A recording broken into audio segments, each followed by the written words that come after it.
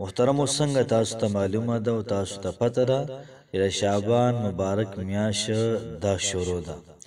په دې میاشت کې محترم څوک دا وظیفه وکړي، فرمایي چې الله پاک به د انسان ډیر زیات مالدار کړي. دومره به الله پاک د انسان مالدار کړي چې د انسان به بل چاته به ورکړه کوي، بل چا نه به سألي نه. دومره زبردست، دومره اعلی سپیشل وظیفه ده.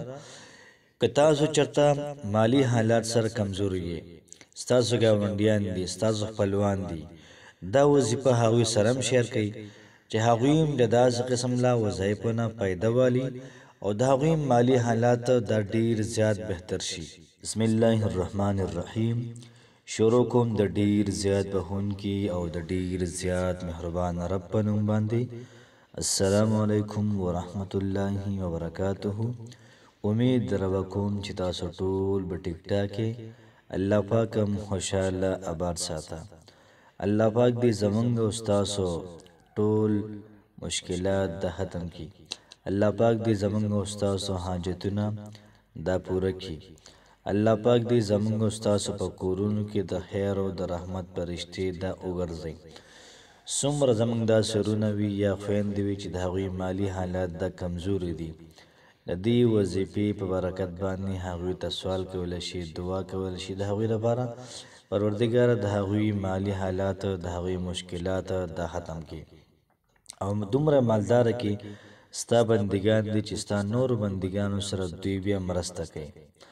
نن چې محترمو زمونږ کومه وظیفه ده، نو دا وظیفه د سورة القریش وظیفه ده او دلته کې میاشت د رجب ده. نو یو قسم له خاص مناسبت د میاشت سره محترمو دا کېدی شي.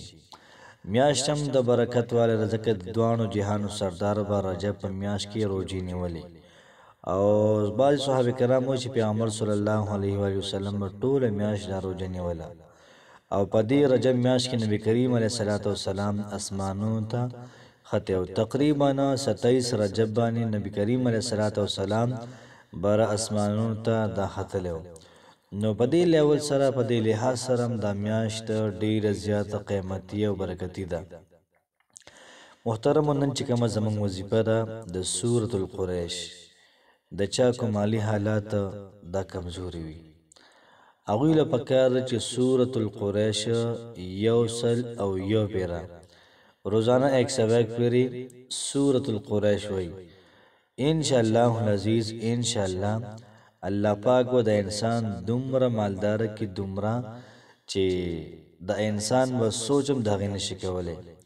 تاسو محترم وګورئ دا څومره غټه غټه مدرسې دي، تاسو ګورئ دا څومره غټ غټ یتیمخانې دي، دا څومره غټه ادارې دي چې هغوی سره حکومت سره امداد او مرسته نه کوي. په سورة القریش باندې د هغوی حساب کتاب دا رواني. د دې سره سره یو دوه ټکي نور دي چې کم سړی دغه وایي نو الله پاک بول عزت هم ورکړي او الله پاک بول امن هم ورکړي، الله پاک بول سکون هم ورکړي او کم پیسې بندې پیسې وي دا بول الله پاک محترم دار وباسي. اللهم استر عوراتنا، اللهم استر عوراتنا وآمن رواتنا، اللهم استر عوراتنا وآمن رواتنا. نو که څوک دا وظیفه مو سره وي الله پاک به دومره عزت هم ورکړي، مال او دولت هم ورکړي او دشمن چې کوم دی ستا دشمن نو په تا باندې به دشمن غالب نشي راتلی. که تاسو هم چېرته د رزق شکار یې، ستاسو رزق دا کم دی، مال او دولت هم کم دی، نو سورة القریش دا شروع کړئ. سورة القریش ډېره زیاته زبردسته وظیفه ده، دومره اعلی وظیفه ده، دومره چې انسان په خپله حیرانېږي چې الله پاک ما سره څومره مرسته او څومره امداد وکړو.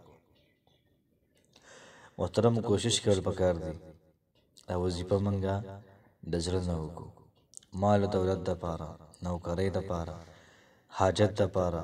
څومره مشکلات دي، چېرته لاړې ته او تا د سورلي میلاویږي نو په لاره اوس مخکې ځه او سورة القریش د دې تلاوت دا جاري ساته، دا شروع کړه.